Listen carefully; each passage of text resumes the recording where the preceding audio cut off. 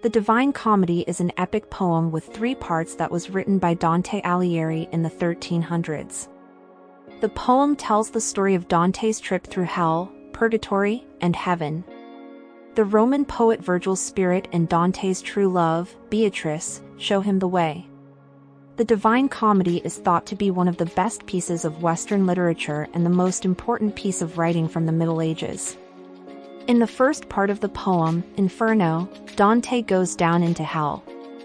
There, he meets sinners who are being punished in different ways for their sins. Based on how medieval Catholics thought about the afterlife, hell is made up of 3 key areas: incontinence, violence, and lying. Dante's trip through hell is a metaphor for the journey of the human soul from sin to salvation. Dante meets the good people who lived before Jesus was born in the first circle of hell.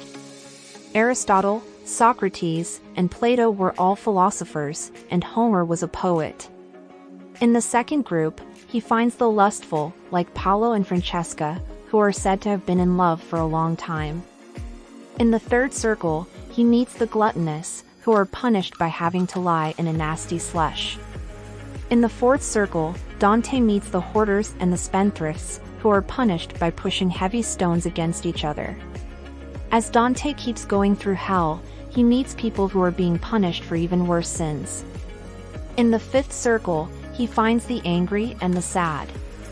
They have to fight in the river Styx. In the sixth circle, he meets the rebels, who are stuck in tombs that are on fire. Dante finds the violent people in the seventh circle. They are split into 3 groups: those who were violent toward their friends, those who were violent toward themselves, and those who were violent toward God. The 8th circle is all about fraud. People who do things like flattery, theft, and giving bad advice are punished in 10 different ditches. Traitors go to the 9th and final circle of hell, where they are punished in a frozen lake. In the second part of the poem, called Purgatorio, Dante's journey through purgatory is described. This is where people go to get rid of their sins before going to heaven.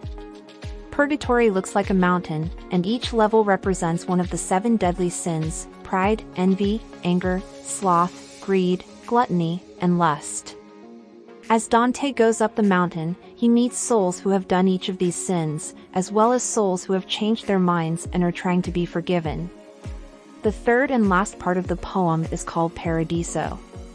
It is about Dante's trip through heaven, where Beatrice leads him.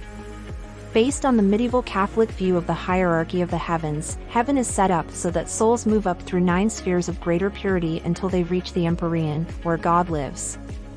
Dante's trip through heaven is a metaphor for how the soul will eventually join with God. In Paradiso, Dante meets the souls of saints, angels, and even some of his own ancestors. He finds out more about God and the world and gets a better idea of what God is up to.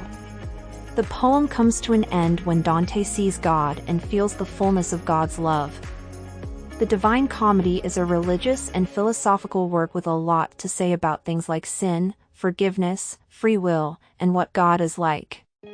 It is also a deeply personal work that shows Dante's own spiritual journey and his political ideas. The poem is known for its vivid language, a deep meaning, and skillful use of words. The use of symbols is one of the most interesting things about the Divine Comedy. Dante uses a wide range of symbols, from the beasts that block his way in the first canto to the complicated allegories of sin and forgiveness that make up the rest of the work. Allegory is a way for Dante to explain difficult religious and philosophical ideas in a way that the reader can understand. The way the language is used is another important part of the Divine Comedy. Dante's use of the Tuscan accent of Italian helped make it a literary language, and his poetic style had a big impact on how Italian literature developed over time. The poem is also known for using many different types of poetry, from terza rima in Inferno to canzoni in Paradiso. The Divine Comedy has had a big impact on the literature and society of the West. It has been changed, copied, and reinterpreted many times, including in the works of T.S. Eliot to Dante's Inferno. Artists, from the Italian Renaissance painters to the modern sculptor Auguste Rodin, have also been inspired by the poem. The Divine Comedy is an important historical record as well as an important piece of literature and culture. Dante's descriptions of hell, purgatory, and heaven show the political and social situation of his time by making comparisons to people and events that were happening at the time. The poem also shows Dante's political views, like how he disliked the Pope and wanted Italy to be one country. In the end, the Divine Comedy is a masterpiece of Western writing. It has a lot to say about religion and philosophy, and it also shows how the author's life and politics were at the time. Even today, Dante's vivid descriptions, complicated symbols, and skillful use of language continue to fascinate readers and inspire artists and thinkers.